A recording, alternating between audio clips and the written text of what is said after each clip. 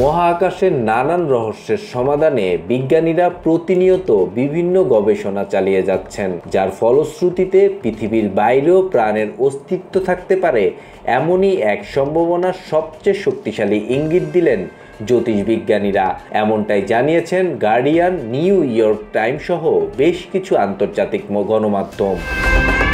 James Webb space টেলিস্কোপে ধরা পড়া এই গ্রহের নাম রাখা হয়েছে K2-18b।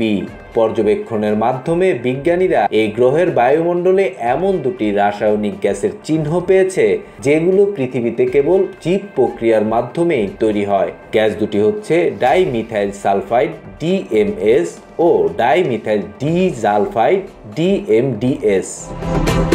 পৃথিবীতে মূলত সামুদ্রিক ফাইটোপ্লাঙ্কটনের মতো শৈবাল জাতীয় অণুজীব এসব গ্যাস তৈরি করে। এসব গ্যাসের অস্তিত্বের জন্য ধারণা করা হচ্ছে গ্রহটিতে বিপুল পরিমাণে অণুজীব থাকতে পারে।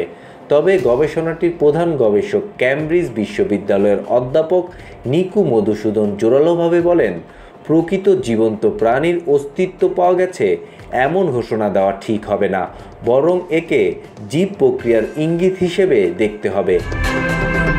K2-18b গ্রহটি পৃথিবীর চেয়ে 8.6 গুণ বড়। সূর্যের চেয়ে আকারে ছোট এমন এক লাল বামন তারার চারপাশে ঘুরছে। গ্রহটির অবস্থান কক্ষপথের বাসযোগ্য অঞ্চলে, অর্থাৎ গ্রহ থেকে দূরত্বের হিসেবে এখানে তরল পানির অস্তিত্ব থাকার সম্ভাবনা আছে, কারণ প্রাণের অস্তিত্বের জন্য পানিকে অপরিহার্য উপাদান হিসেবে দেখা হয়।